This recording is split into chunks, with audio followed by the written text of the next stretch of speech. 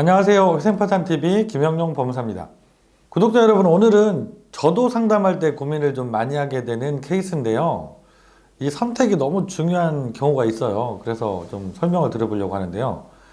정규직 직장을 다니고 계신 분입니다. 그렇다면 이분은 개인 파산이 가능할까요? 개인 회생을 해야만 할까요? 이게 경우에 따라 다를 수가 있는데 일반적으로 개인 회생만 상담을 하는 곳이 대부분입니다. 개인 파산은 아예 언급도 안 하는 사무실이 많아서 이게 경우에 따라서는 개인 회생이 아니라 개인 파산이 가능할 수도 있다. 이 말씀을 오늘 드려보려고 합니다.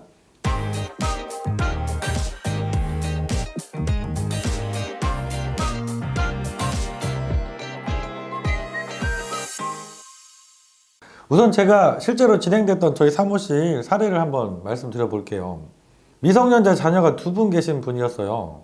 직장 생활을 하고 계셨고요. 이분은 소득이 300만 원 가까이 됐던 분입니다. 다른 여러 군데 사무실에서 상담을 받고 오셨다고 했어요. 저하고 상담을 했을 때. 그런데 한 군데 사무실도 개인 파산에 대해서는 언급조차 없었던 거죠. 그냥 개인 회생으로 하셔야 됩니다.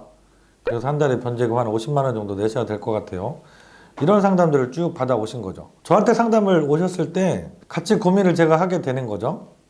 정규직 직장을 다니고 있다는 이유 때문에 개인 파산을 할 수 없다라는 규정은 없습니다. 당연히. 소득이 있어도 개인 파산이 가능할 수 있거든요. 그 이유는 내가 개인 회생을 할 것이냐 개인 파산을 할 것이냐, 그 기준이 되는 가장 중요한 게 소득이거든요. 소득. 근데 우리가 개인 회생에도 그렇지만 소득에서 또 중요한 게 부양가족에 따른 생계비잖아요. 이 생계비가 부양가족이 늘어날 때마다 늘어납니다. 당연히. 그래서 1인 가구, 미혼이신 분, 혼자 사시는 분은 143만 원이지만 미성년자 자녀가 2분 있다. 그래서 3인 가구가 되면 생계비가 300만 원으로 올라버려요.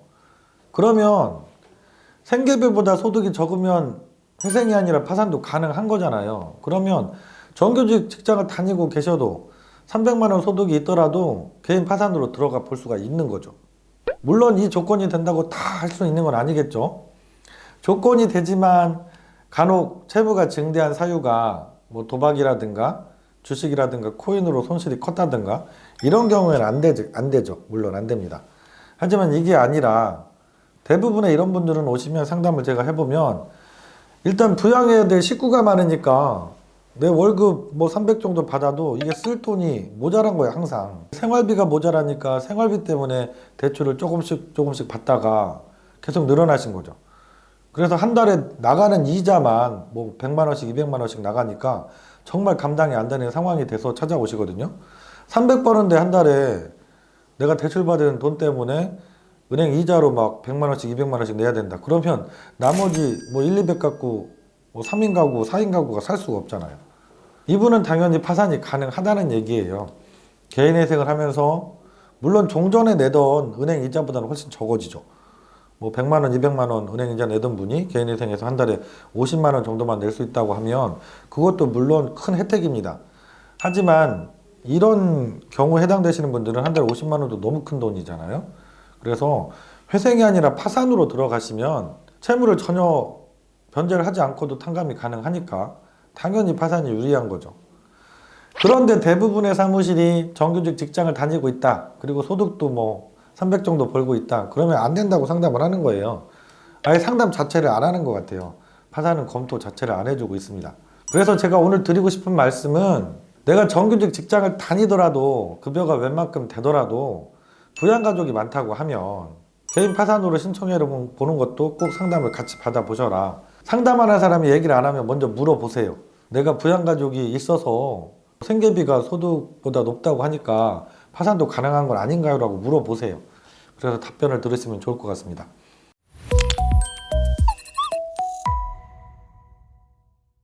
네, 오늘은 되게 간단한 얘기일 수 있는데요. 실제로 실무에서 많은 사무실들이 상담할 때 이런 얘기를 하지 않아서 오히려 피해를 보는 분들이 계신 것 같아서 준비했어요. 개인 파산과 개인 회생은 직장이 있느냐 없느냐로 구별하는 게 아니에요.